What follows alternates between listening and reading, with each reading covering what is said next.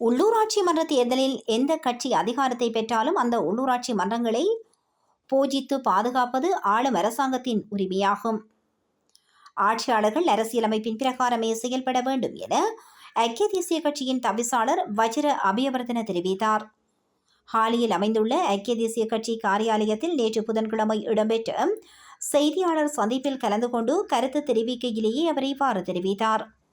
தொடர்ந்து அவர் குறிப்பிடுகையில், உள்ளூராட்சி மன்ற தேர்தல் இடம்பெறுவதற்கு 1 மாத காலத்திற்கும் குறைவான நாட்களே இருக்கின்றன.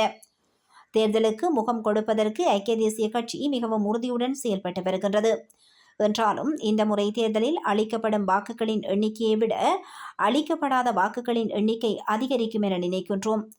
அதேபோன்று ஆளும் கட்சிக்கு வாக்களிக்காத அனைத்து வாக்குகளையும் ஐக்கிய தேசிய கட்சிக்கு வழங்குமாறு கேட்டுக்கொள்கின்றேன். ஏனெனில் அதற்கு பல காரணங்கள் இருக்கின்றன. கடந்த காலத்தை எடுத்துக்கொண்டால் நாட்டுக்குள் பொருளாதார நெருக்கடி ஏற்படுகின்ற அனைத்து சந்தர்ப்பங்களிலும் முன்னுக்கு வந்து நாட்டின் ஆட்சி அதிகாரத்தை பெற்றுக்கொண்டு பொருளாதார நெருக்கடி நிலைமையை முகாமைத்துவம் செய்து நாட்டை முன்னெடுத்துச் சென்றது ஐக்கிய தேசிய கட்சியாகும். அந்த விடயங்களை இலங்கை மக்கள் மறந்திருக்க மாட்டார்கள்.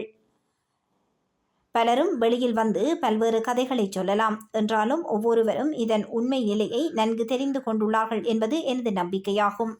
அதேபோன்று உள்ளூராட்சி மன்ற தேர்தலில் வெற்றி பெற்ற பின்னர் மேற்கொள்ள இருக்கும் நடவடிக்கைகள் தொடர்பில் ஆளும் கட்சியினால் பல்வேறு கதைகள் சொல்லப்பட்டு வருகின்றது.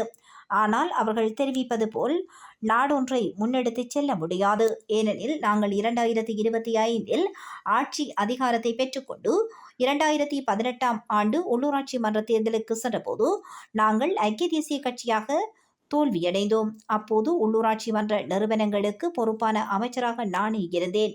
என்றாலும் உள்ளூராட்சி மன்றங்கள் எந்த கட்சிக்கு உரித்தாக இருந்தாலும் அதனை போஷிப்பது மற்றும் பொதுமக்களை பாதுகாப்பது அரசாங்கத்தின் உரிமையாகும். அதன் பிரகாரம் ஆட்சியாளர்கள் அரசியலமைப்பின் பிரகாரமே செயல்பட வேண்டியிருக்கிறது. விசேடமாக இலங்கையின் 1948 1977 காலப்பகுதிகளை எடுத்துக்கொண்டால் ஐக்கிய தேசிய கட்சியின் தலைமைத்துவத்தின் கீழே இலங்கை ஒற்றை ஆட்சியாக பலமான அரசாங்கமாக, ஆசியாவிலேயே பலமான அரசாங்கமாக, சர்வதேசத்திலே பலமான அரசாங்கமாக இலங்கை சுயாதீன அரசாக செயல்பட்டிருக்கிறது. அதனால் ஒரு பக்கத்தில் ஐக்கிய தேசிய கட்சி அரசியல் கட்சிகளை உருவாக்குகின்ற கட்சியாகும்.